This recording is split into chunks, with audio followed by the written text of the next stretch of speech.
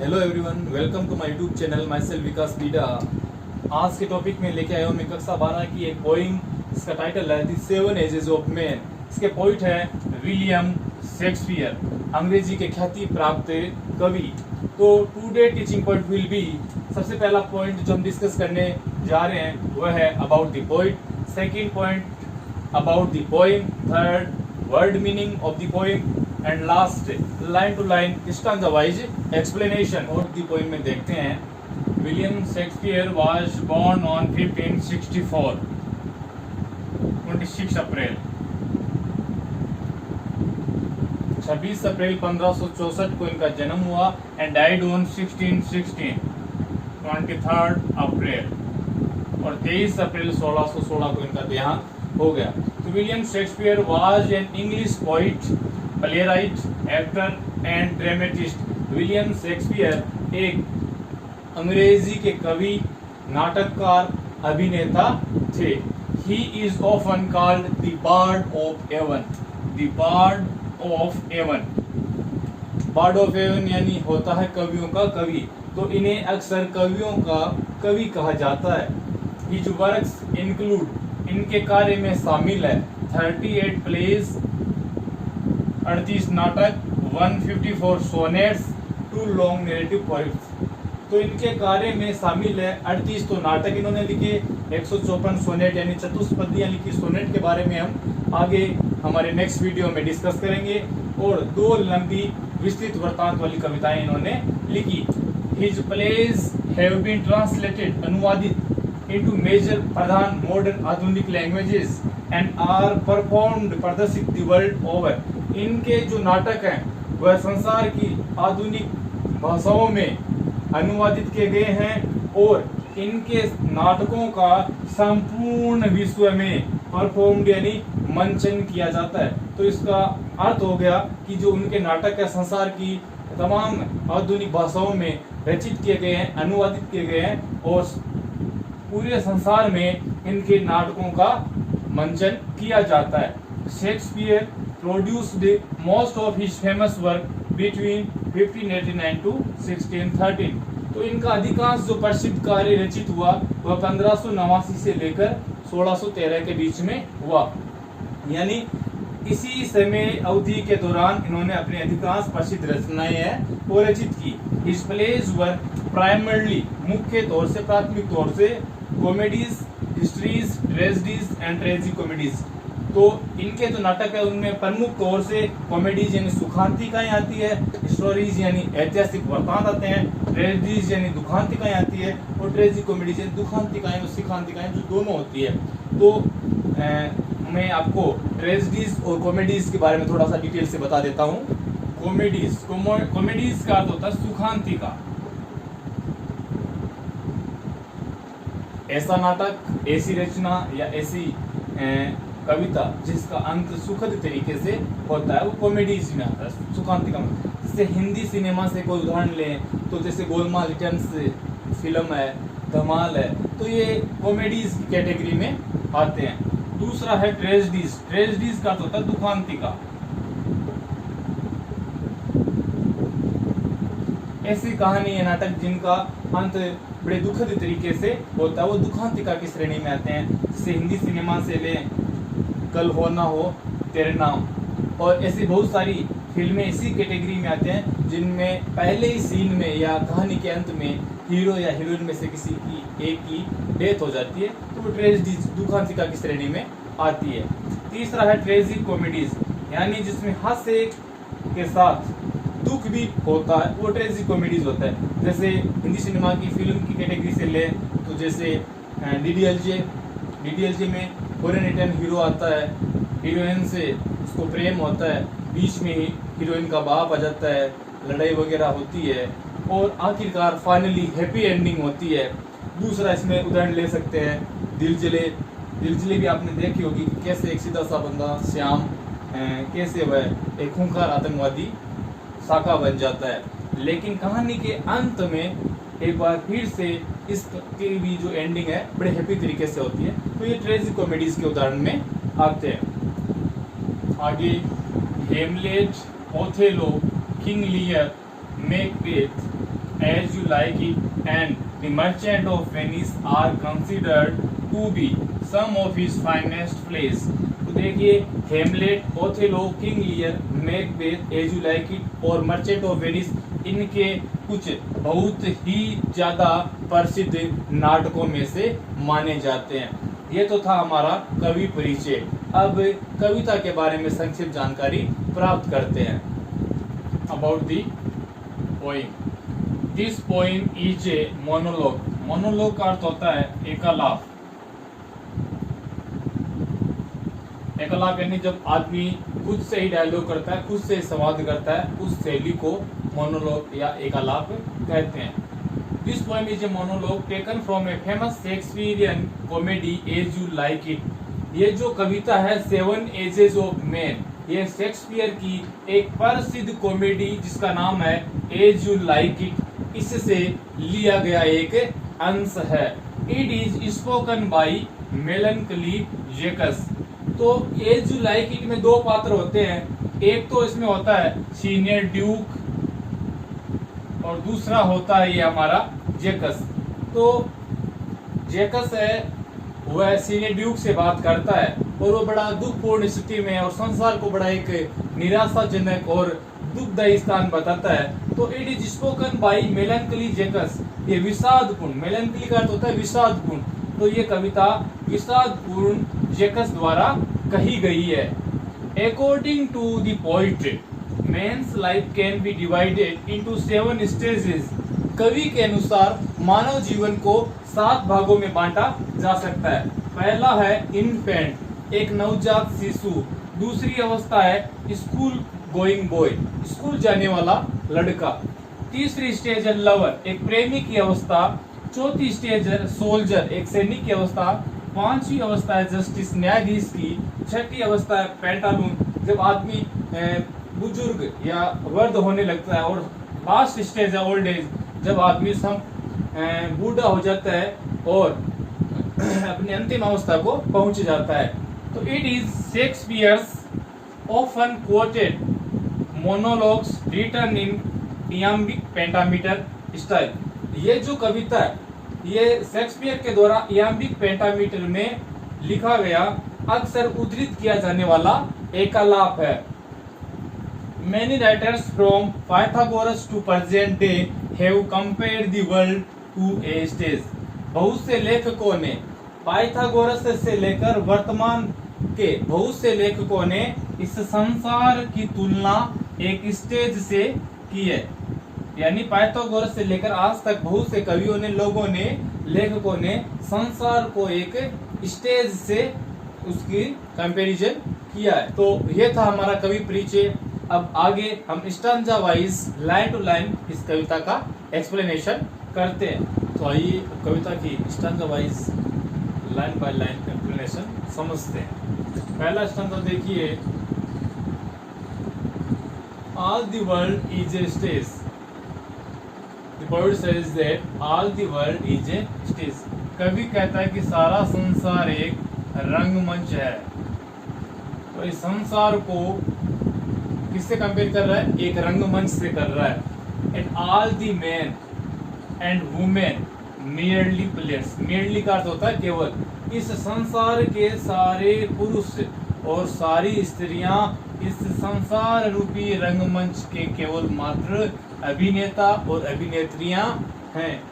They have their exits and their entrances। Entrance यानी प्रवेश, exit यानी होता है प्रस्थान। तो वे संसार रूपी रंगमंच पे प्रवेश करते हैं और अपनी भूमिकाओं का मंचन करके यहाँ से प्रस्थान कर जाते हैं। And one man in his time plays many parts. और इस संसार रूपी रंगमंच पर एक आदमी बहुत सी भूमिकाओं का निर्वहन करता है, बहुत सी भूमिकाओं का इस संसार रूपी रंगमंच पे मंचन करता है। His acts being 7 ages।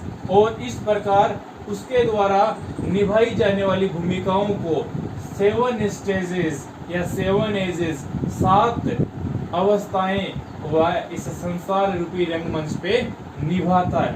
तो देखिए वापस बता रहा हूँ, कवि कह रहा है कि ये सारा संसार एक रंगमंच है और इस संसार में आने वाले सारे महिला और पुरुष इस मंच के अभिनेता और अभिनेत्रियां हैं। वे इस संसार रूपी मंच पर आते हैं और यहाँ पर अपनी भूमिकाओं का मंचन करके यहाँ से प्रस्थान कर जाते हैं। इस प्रकार एक आदमी इस संसार रूपी रंगमंच पर बहुत सी भूमिकाओं का निर्वहन करता है और उन्हीं भूमिकाओं को 7 अवस्थाओं में कवि है बांटता है। देखिए second stanza 8 first stage.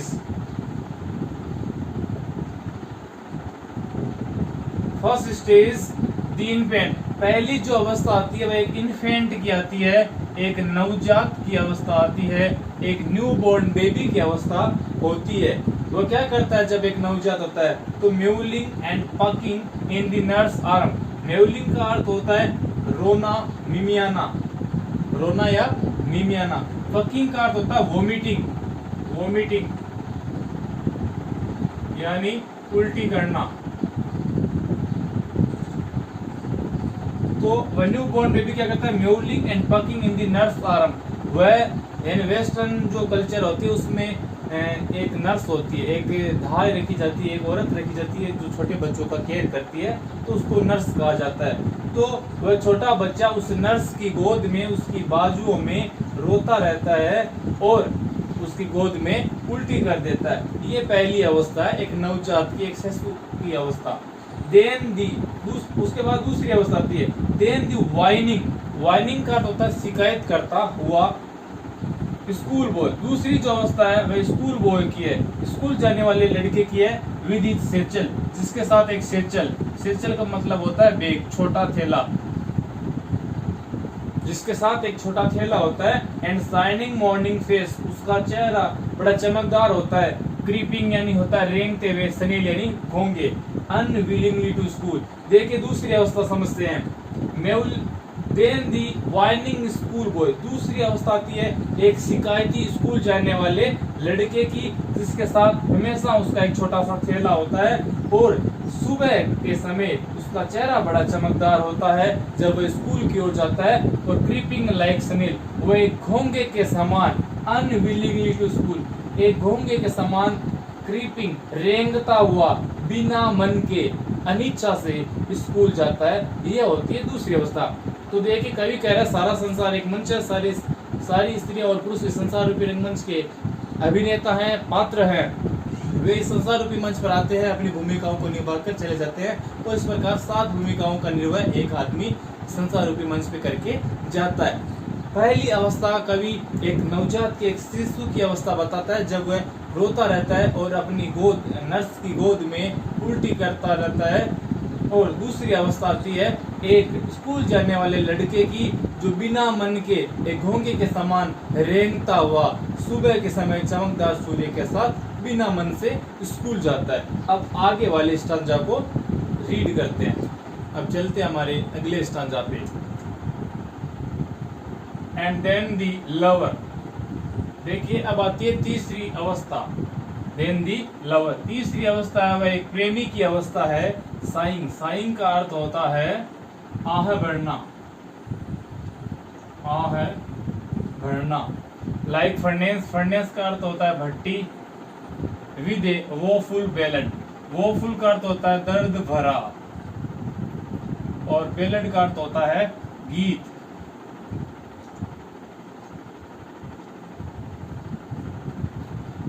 Made to his mistress, mistress का मतलब प्रेयसी, प्रेमिका। आईब्रो यानी भौएं।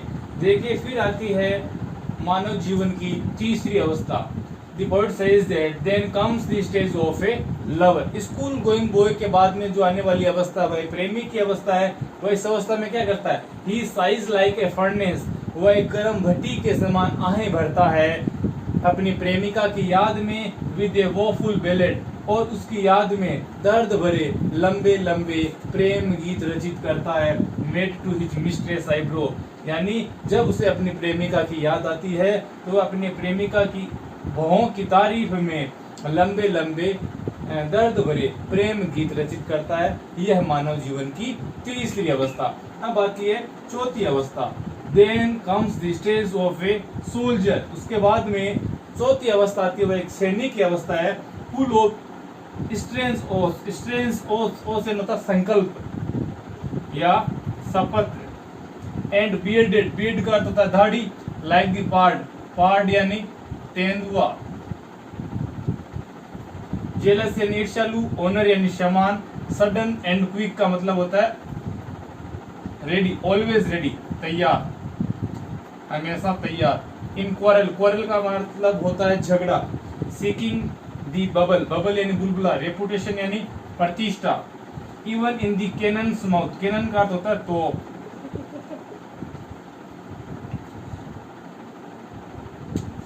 After the lover's stage then comes the stage of a lover. एक प्रेमी की अवस्था के बाद में आने वाली जो चौथी अवस्था वह एक सैनिक की है। फुल ऑफ स्ट्रेंथ, वह अजीब अजीब संकल्पों से, सौगंधों से, शपथों से भरा हुआ होता है। उसकी दाढ़ी एक तेंदुए के समान होती है।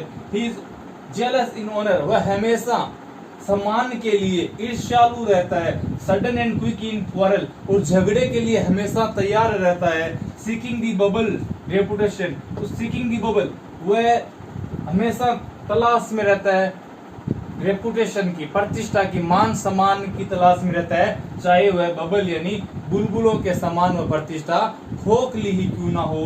Even in the cannon's mouth, और वह इन्हीं खोखली प्रतिष्ठा के लिए, वह तोप के मुंह में जाने के लिए भी तैयार रहता है। तो यह है हमारी चौथी अवस्था, एक सैनिक की अवस्था। सैनिक की अवस्था में क्या होता है, उसकी दाढ़ी तेंदुए के समान होती है। वह हमेशा मान सम्मान का भूखा रहता है। वह हमेशा अजीब अजीब संकल्पों से, सौगंधों से भरा हुआ रहता है। वह एक खोखली मान सम्मान प्रतिष्ठा के लिए किसी भी तोप के मुंह में जाने के लिए भी तैयार रहता है। तो ये अब तक हमने पढ़ ली मानव जीवन की 4 अवस्थाएं। अब आगे 5वीं अवस्था देखते हैं।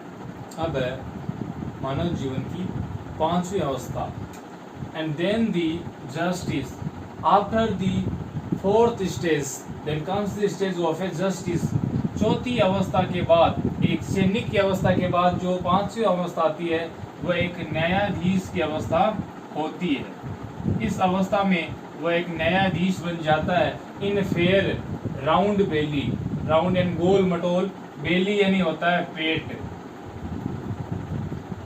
With good capon line, capon का अर्थ होता है नर चूजा, नर चूजा, लैंड का अर्थ होता है भरा हुआ, विद आइज शिवियर, शिवियर होता है तीक्ष्ण, beard of formal cut, cut यानी फॉर्मल यानी औपचारिक, कट यानी डिजाइन, फुल ऑफ वाइज यानी बुद्धिमत्तापूर्ण, सोच का अर्थ होता है कहावत या उक्तियां, युक्ति भी बोल सकते हैं। मॉडर्न आधुनिक, इंस्टेंस यानी एग्जाम्पल, उदाहरण। And so he plays his part. देखिए वापिस रीड करते हैं। And after the soldier stage then comes the stage of a justice. अब 5वीं अवस्था आती है एक न्यायाधीश की, और इस अवस्था में वो कैसा दिखता है, इन फेयर राउंड बेली, वह अपने गोल मटोल तोंद वाला व्यक्ति बन जाता है। विद गुड केपन लाइन, जिसके पेट में नर चूजे भरे हुए रहते हैं। विद आइज शिवियर, जिसकी आंखें बड़ी तीक्ष्ण व कठोर होती है। And beard of formal cut, उसकी दाढ़ी बड़ी औपचारिक व अलग प्रकार के उसके डिजाइन उसकी दाढ़ी में बने हुए रहते हैं, कट लगे हुए रहते हैं। फुल ऑफ वाइज सोच, वह अब बहुत बुद्धिमत्तापूर्ण, कहावतों का जानकार बन जाता है। एंड मॉडर्न इंस्टेंस, और उसे नवीनतम उदाहरण उसे सारे कंठस्थ रहते हैं। And so he plays his part, और इस प्रकार वह अपनी भूमिका का मंचन करता है। तो न्यायाधीश की अवस्था में क्या, तो देखिए न्यायाधीश की अवस्था में गोल मटोल तोंद वाला व्यक्ति होता है, जिसके पेट में नर चूजे भरे हुए रहते हैं। उसकी आंखें बड़ी कठोर व तीक्ष्ण होती है, और उसकी दाढ़ी बड़ी औपचारिक व उसमें कट लगे हुए होते हैं। वह आधुनिक किस्से और कहावतों को कंठस्थ किए हुए होता है, और इस प्रकार अपनी भूमिका का मंचन करता है। अब चलते हैं मानव जीवन की 6ठी अवस्था की ओर। अब आगे चलते हैं 6ठी अवस्था पे। देखिए after the stage of a justice then comes the stage of a pantaloon person. The 6th stage shifts यानी स्थानांतरण। तो 6ठी अवस्था स्थानांतरण होती है इनटू द लीन, लीन का अर्थ होता है दुबला पतला, स्लीपर्ड यानी चप्पल पहने रहने वाला, पेंटालून का मतलब होता है मस्खरा या अजीब सा दिखने वाला बूढ़ा व्यक्ति, अजीब सा दिखने वाला बूढ़ा व्यक्ति। With spectacles on nose and pouch on side, pouch का मतलब चमड़ी, हिज यूथफुल यानी जवानी के, होज यानी घुटनों तक आने वाले जुराब, वेल सेव्ड यानी जो उसने बचा के रखे थे, ए वर्ल्ड का मतलब बहुत अधिक, वाइड यानी चौड़े, फॉर हिज सरंग का मतलब सिकुड़ी,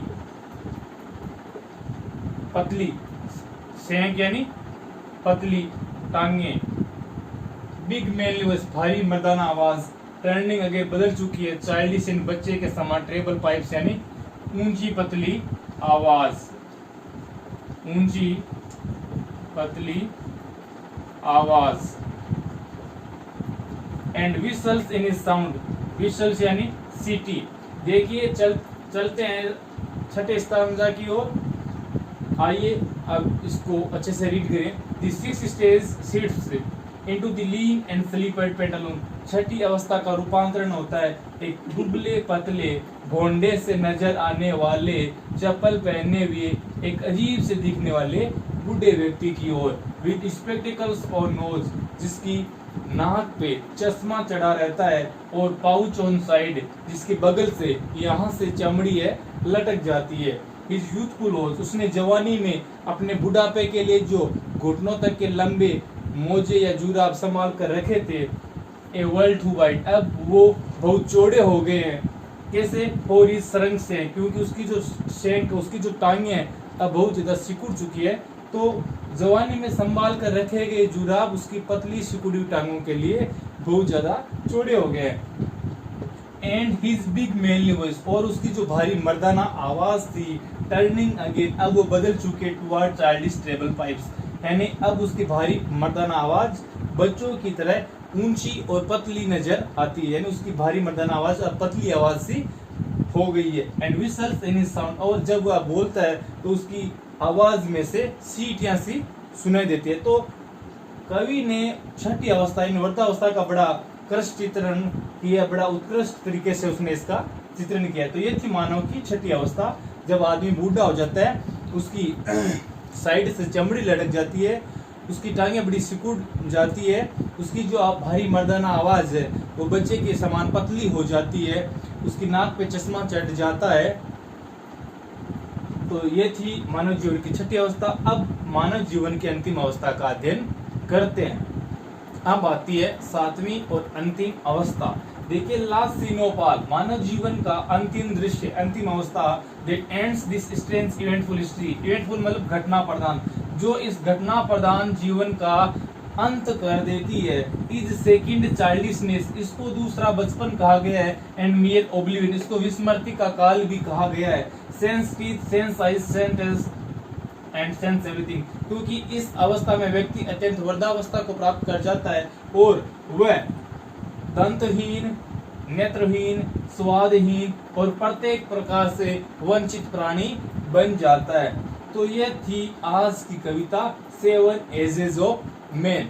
एक बार इसका शॉर्ट तरीके से देख लेते हैं। मानव जीवन, देखिए पहले स्टैंजा में कवि मानव जीवन को 7 भागों में बांट देता है। कवि कहता है कि यह संसार एक रंगमंच है और इस संसार में रहने वाले सारे स्त्री और पुरुष इस संसार रूपी मंच पे अभिनय करने वाले पात्र हैं। वे इस मंच पे प्रस्थान करते हैं, प्रवेश करते हैं और अपनी भूमिकाओं को निभाते हैं। इस प्रकार वो 7 भूमिकाओं को निभाते हैं। पहली भूमिका जो आती है एक इन्फेंट की, एक नवजात न्यूबॉर्न बेबी की आती है, जब वो अपनी ढाई नर्स की गोद में रोता है और उल्टी करता रहता है। दूसरी अवस्था एक स्कूल गोइंग बॉय की, स्कूल जाने वाले लड़के की आती है, जब वह शिकायती शहर में उसके पास एक थैला, छोटा सा थैला होता है और वह एक गूंगे के समान रेंगता हुआ बिना मन के स्कूल जाता है। तीसरी अवस्था एक प्रेमी की अवस्था आती है, जब वह अपनी प्रेमिका की याद में गरम भट्टी के समान आहें भरता है और उसकी याद में भौहों की तारीफ में लंबे लंबे दर्द भरे गीत, प्रेम गीत रचित करता है। इसके बाद चौथी अवस्था एक सैनिक की अवस्था आती है, जब सैनिक की अवस्था में वह हमेशा सम्मान के लिए ईर्ष्यालु रहता है, वह हमेशा प्रतिष्ठा के लिए तैयार रहता है। उसकी दाढ़ी तेंदुए के समान होती है और वह खोखली प्रतिष्ठा के लिए वह तोप के मुंह में जाने के लिए भी तैयार रहता है और वह युद्ध के लिए हमेशा तैयार रहता है। पांचवी अवस्था एक न्यायाधीश की अवस्था आती है।